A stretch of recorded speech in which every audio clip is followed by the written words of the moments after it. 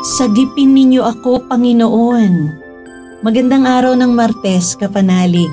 Kapistahan ngayon ng pagtatalaga sa Basilika ng Mahal na Birheng Maria sa Roma. Ito po si Sister Rose Agtarap ng Daughters of St. Paul para sa mabuting balita. Tayo nang magnilay sa Ebanghelyo ayon kay San Mateo.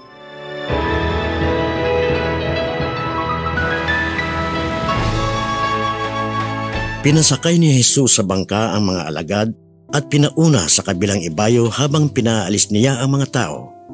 At pagkaalis ng mga tao, mag-isa siyang pumunta sa kaburulan para manalangin.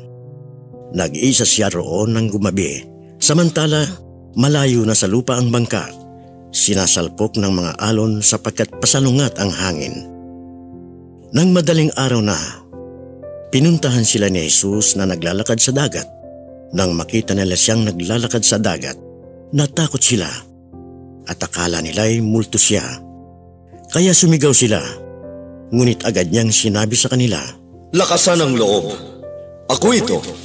Huwag kayong matakot." Sumagot si Pedro, "Panginoon, kung ikaw nga, papuntahin mo ako sa iyo na naglalakad sa tubig. Halika."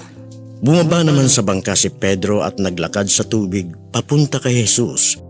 Ngunit natakot siya sa harap ng malakas na hangin at lumulubog na.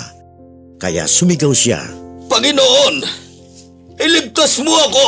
Agad na iniyunat ni Jesus ang kanyang kamay at hinawakan siya at sinabi, "Taong ko kaunti ang pananampalataya. Bakit ka nag-aalinlangan?"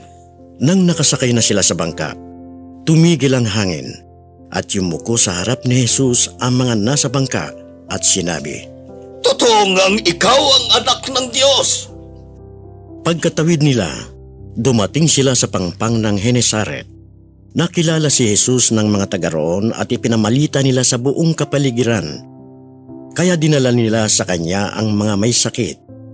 May nakiusap sa kanya na mahipo man lamang sana nila ang laylayan ng kanyang damit. At gumaling ang lahat ng humipo rito.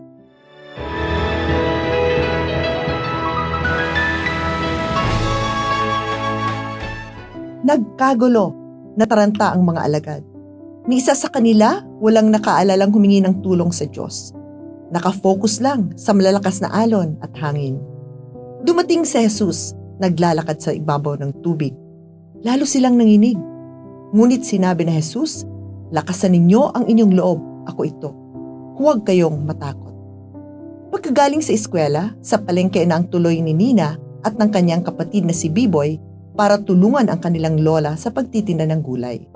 Hiwalay na ang kanilang mga magulang. Domestic helper ang kanilang nanay sa Hong Kong, pero madalas kapos pa rin ang kanilang budget. Hindi sila makasama sa field trips o makasali sa ibang activities dahil walang pambili ng costume. Minsan, nagkasakit ang kanilang lola at kinailangan nilang mag-absent para halinhinang magbantay sa ospital. Sa kabila ng lahat ng ito, wala silang absent sa pagsisimba tuwing linggo. Nagro-rosaryo din sila bago matulog.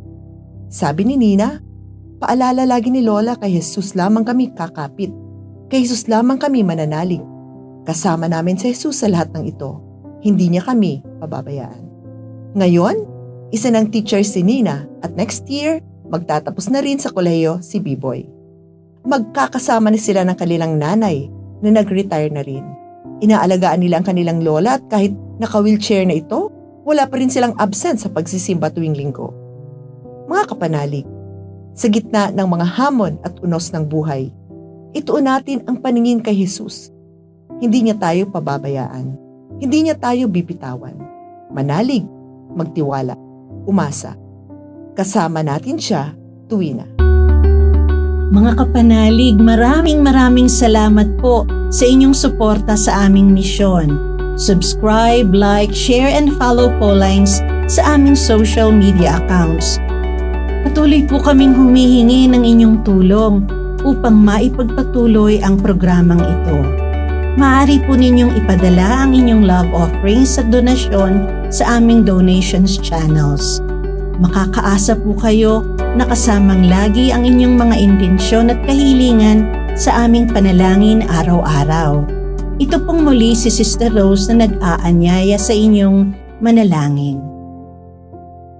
Mahal na Birheng Maria, Ina ni Kristo at aming Ina, Ikaw ang pinakamatamis na bunga ng mapanligtas sa tapat na pag-ibig ng Diyos. Iniakyat ka sa langit at doon ay inaawit ang awa ng Ama. Gayunpaman, kaagapay ka pa rin namin sa iyong makainang pagkalinga. O Maria, Ina ng Simbahan, iniakyat ka sa langit na ating tunay na tahanan at iniluklok bilang reyna sa kanang kamay ng iyong anak. Hinihiling namin ang iyong pamamagitan para sa mga pangangailangan ng aming bayan, nang ang bawat kagandahang loob ay pagpalain at palakasin, ang pananampalataya ay manariwa at mapagyaman, ang pag-asa ay patuloy na maging matatag at maliwanag, at ang pag-ibig ay muling mapukaw at manumbalik ang sigla. Kami ay nagsusumamo, gabayan mo po kami sa landas ng kabanalan.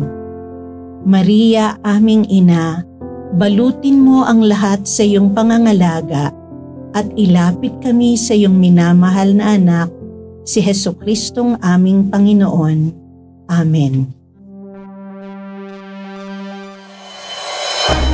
We are here to provide a new way of communicating and proclaiming the gospel.